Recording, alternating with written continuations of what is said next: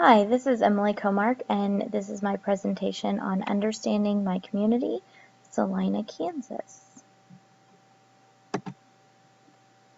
Knowing customs and traditions. We are a large community with small town values.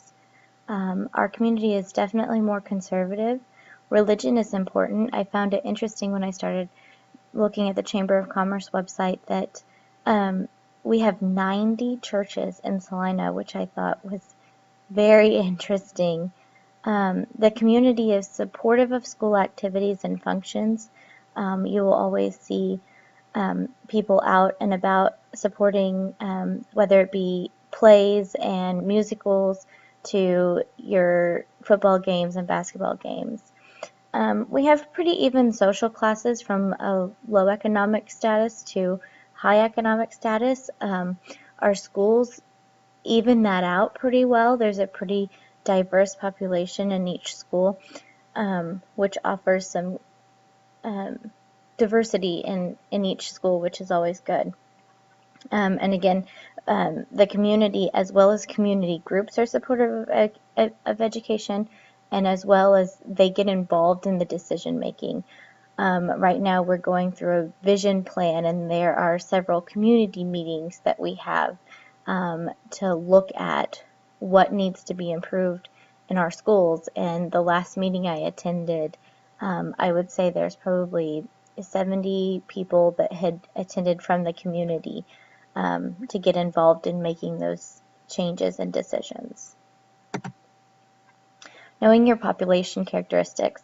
Our population, the Salina population is just under 48,000, but Saline County is actually 56,000, which it goes to show that we are somewhat agriculturally based for such a large community. The median age in Salina I found was interesting. There were two different websites that I was looking at to get information, and one said that the average age is 38, and the other one said 36 to 39. So late 30s is probably a safe way to say that. The 86% of our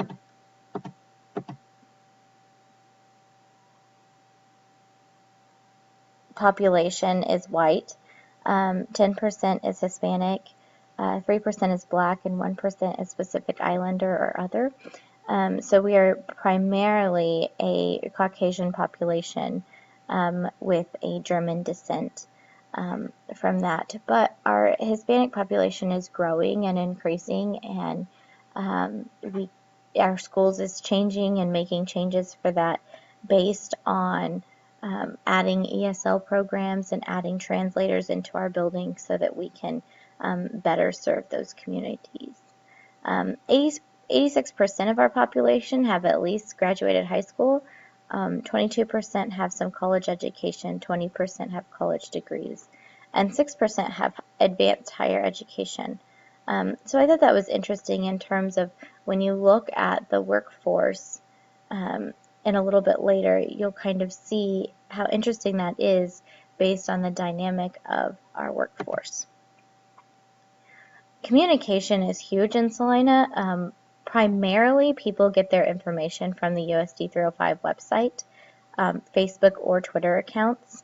The Salina Journal has a great relationship with our district and is always running stories, or is asking our public relations communication person to offer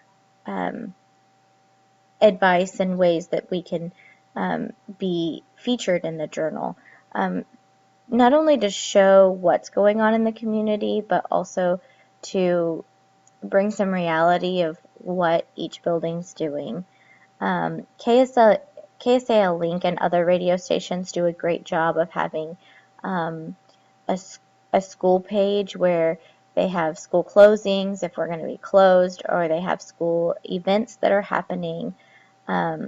This year, our district adopted a program called Skyward, which is actually our grade book, but it has a lot of really neat features added into it, which is an emergency management system, and an email system where I can email all of my students' parents if I have something that I need to address or remind them about something. Our school can send a school-wide email, so if we're having a family reading night, that can go out. The information is easily sent out, and so it just makes communication very easy, especially with so many parents wanting to receive email rather than a newsletter like we've sent in the past. We still send a newsletter for those parents who don't have email or access to internet daily. Our district has started a monthly district newsletter, which has been really, really great. They send it through e-news, through email, or they also can insert it in the journal. And our board meetings are broadcast on Community Access TV, so you're able to watch it. Community Access also does air some sporting events, but the board meetings are broadcast on that Community Access, and it gives the community the opportunity to see what decisions are being made. Knowing your community groups. I put the community groups on here as the community groups that work with our school. The Greater Salina Community Foundation works with our school as far as providing scholarships and providing funding for different events in the community, like our third graders have a Kansas Fitness Day, and they support that. Big Brothers Big Sisters is a great organization that works with our schools, and the Big Brothers and Big Sisters come into our schools and eat lunch with the kids and do different things.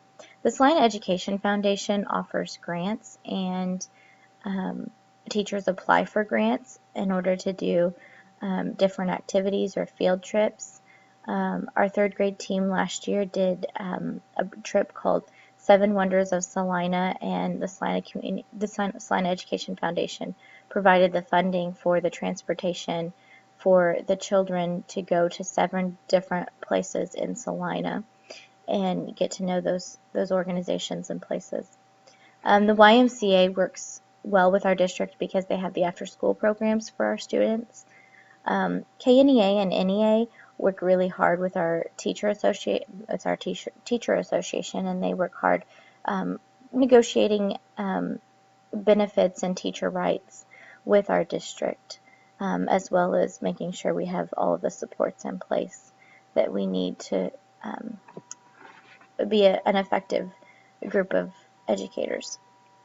Salina Arts and Humanities also is a great community group because they come in and they provide concerts and plays free to our district, but it gives the kids some exposure to those types of events as well. And CAPS, the Child Abuse Prevention Services, come into our schools and do different programs with our kids on bullying and child abuse, and they even work with some of our parents, providing parent groups of support. Our leadership, USD 305 Board of Education, and the administrative team make most of the decisions for our district. However, they do get teacher input, and they have several consultants in the district that help make those decisions, like the reading coordinator, math coordinator, instructional technologists. We have a curriculum and development group that works on new textbooks and things like that. Knowing community leaders and characteristics. Our board members are assigned to community leadership roles, and they attend community meetings. For example, one board member is assigned to the Salina and Parks and Rec Committee, as well as a few other committees. So our leaders in our district are easily accessible and visible in the community. What's really nice is that they come to your school functions. They frequently visit your buildings and volunteer to read in your classrooms or help with school projects. It's nice to know that your Board of Education is supportive as well as able to work alongside you. Our economic conditions, our workforce statistics are the main areas of our workforce are education and health services, manufacturing, construction, agriculture, and retail.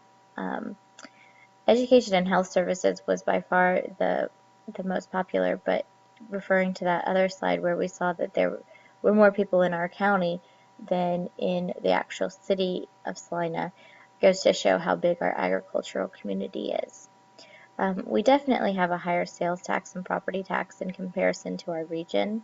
The average household income is about $40,000. We definitely have class systems on economic statuses, which sometimes plays a role into our groups and cliques in our schools. We have a very conservative political structure in Salina. School funding is an issue, and it will continue to be an issue not only locally but at the state level as well. And our education system is supported by all political parties in our community. Um, Knowing social tensions is important. A vote in a recent election to support and protect some changes for our gay, lesbian, and transgender population was unsuccessful and ended up being very controversial in our community. We've also had several gang-related issues in our community. Um, Being at the elementary level, the groups that you see form are typically formed based on the neighborhoods that they live in or the teams that they play on. Um, but at the middle and high school level, they tend to be formed based on their economic status. Um, and so it's definitely different depending on where you teach and what age level you teach. Like I said, at the elementary level, it's definitely based on the neighborhoods. So you typically have friends that come from the same little neighborhood, and that's how those are formed. Salina is a great community. It offers a wide range of art opportunities. We're rich with music and as well as sporting events. So it's a very well-rounded community. I enjoy living here, and that's my community.